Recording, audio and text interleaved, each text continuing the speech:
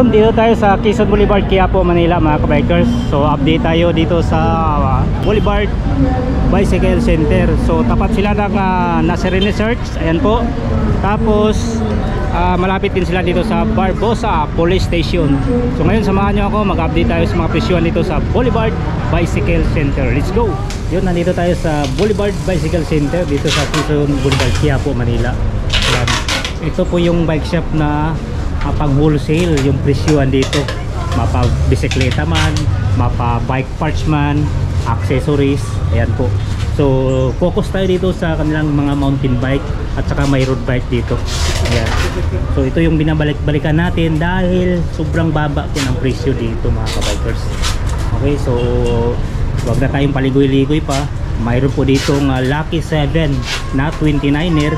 Ay ano pa ito, alloy na po ito. Ayan po, ang kinis pa ng batalya, o glossy po ang batalya. Lucky 7 na 29er.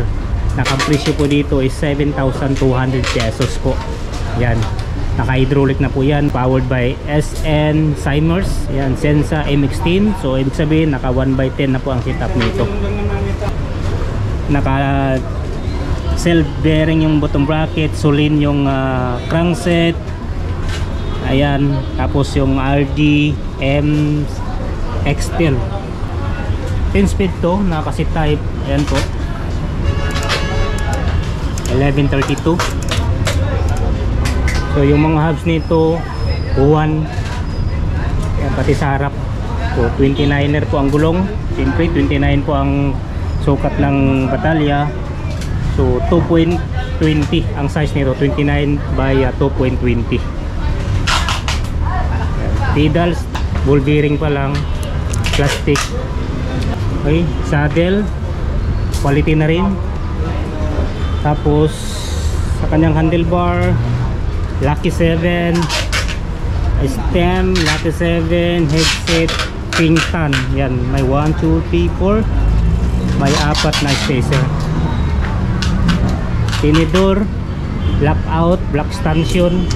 Yan po, powered by Lucky 7 Pro. Yan.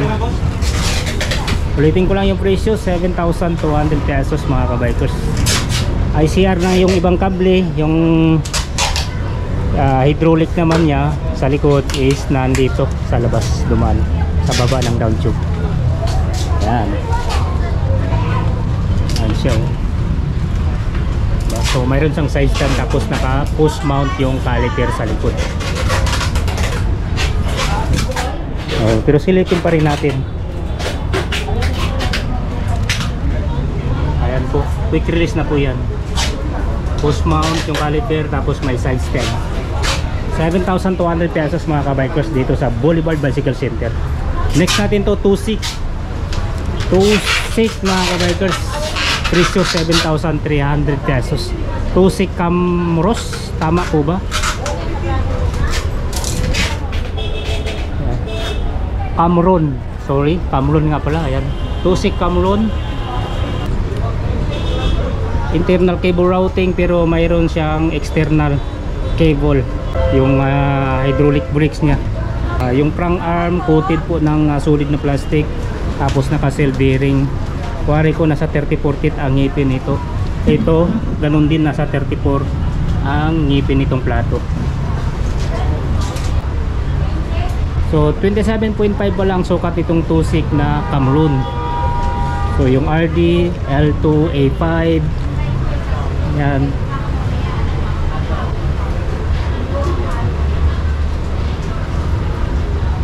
One by 9 na pala ang setup nito mga kabikers. Tapos naka thread type lang yung cogs. Yung rims, yan, reflectorized, diba? Nylon type, o nylon ang brand ng kanyang gulong. Pedals, ayan, solid na plastic, ball bearing. Tapos saddle, quality na rin. Yung hydraulic nito from Metro Shift. L2 yung shifter. Naka lockout yung tinidor. Naka negative yung stem. Litin ko lang, naka-hydraulic to na micro shift. Ayan po, quick release na yung mga hubs. Naka push mount pa rin yung brake caliper sa likod. walang side stand. Okay, so ulitin ko yung presyo, 7,300 pesos. Yan, tusik na kamulon. Yung isa Pro Max mga kabikers, so presyo dito ni Pro Max 9,000 pesos. Yan, excuse me na kuya. 50 cm ang sukat ng batalya.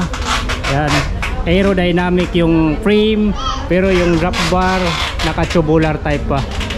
Yung integrated na kinabit dito, integrated na grip shift, powered by L2. Ayan po, tapos naka-internal cable routing, pero mayroon siyang external cable routing, yung caliper sa likod. Ayan po, naka-caliper na po ito ha. Sukat ng gulong 700 by 25C. Aerodynamic din ang kanyang rims, quick release. Ayan, yung tinidor, alloy po, tapos may corner pa siya. Ayan.